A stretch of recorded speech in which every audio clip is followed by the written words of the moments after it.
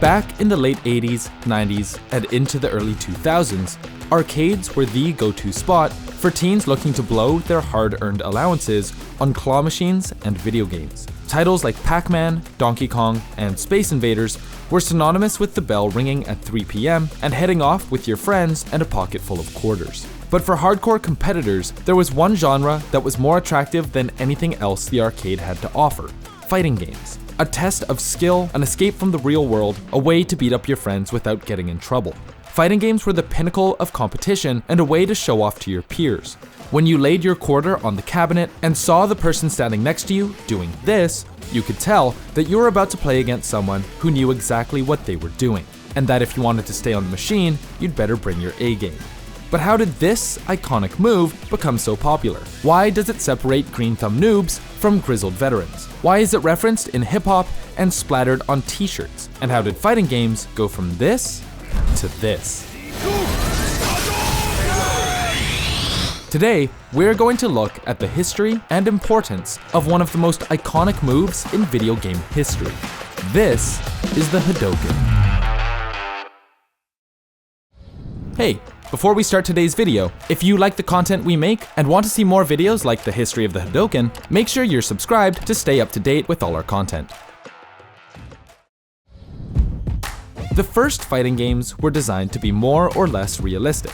Punch-Out!, Warrior, and Karate Champ were all rooted in real martial arts and combat sports.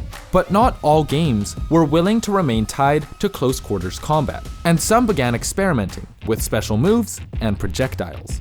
Today, projectiles are a fundamental part of pretty much every fighting game you'll ever play. You've got everything from fireballs to sonic booms, to giant flying swords, and little robots that you throw across the screen.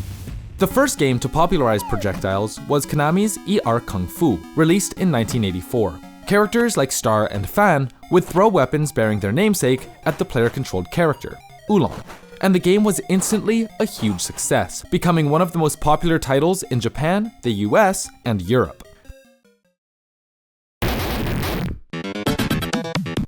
3 years later, in 1987, Capcom released the first iteration of Street Fighter. Borrowing heavily from ER Kung Fu, Street Fighter featured a health meter, characters with comically high jumps, and a variety of special moves.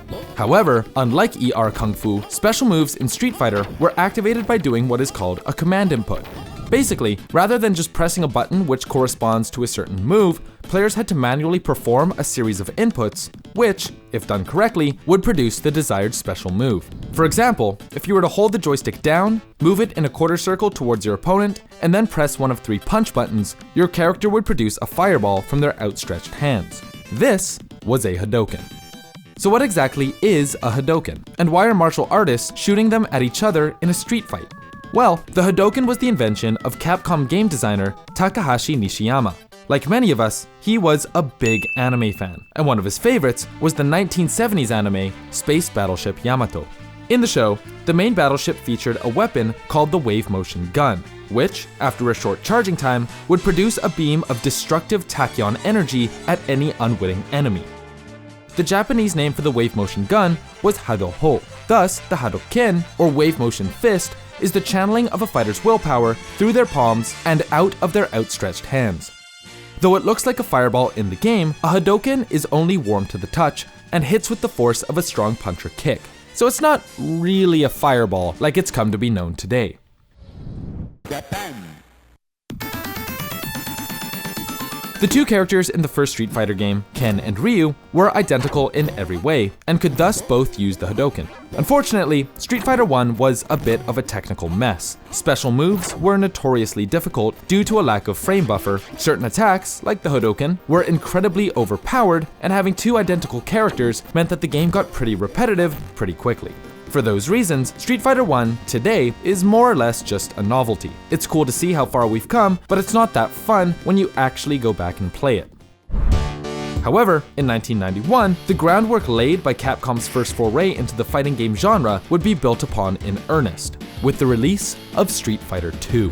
Street Fighter 2 featured better button scanning technology, a wide cast of characters, upgraded graphics, sound, and gameplay. One other thing that Street Fighter II introduced was a little thing called a frame buffer. In Street Fighter I, in order to perform a special move, every input had to be frame perfect. That means 1/60th of a second accuracy. If you were one frame off, the move wouldn't come out and you'd look like a big dum-dum. In Street Fighter II, that single point of precision was widened so that you had a window in which you could still input the punch and have a Hadoken come out. This made it easier to perform, and rather than just spamming quarter circles and praying for a fireball to come out, you could use projectiles much more intentionally. More consistent inputs meant more control over your character, and because of it, Street Fighter II was just more competitive. So how did the Hadoken and other fireballs fit into the competitive meta of fighting games? Well, fighting games are about exerting control. Control over your character, over your opponent's options, and over the space between the two of you. Punches, low kicks, and anti-airs all allow you to control space by threatening to hit your opponent if they approach haphazardly. Projectiles are no different, and the Hadoken is just another way for you to threaten your opponent and control space.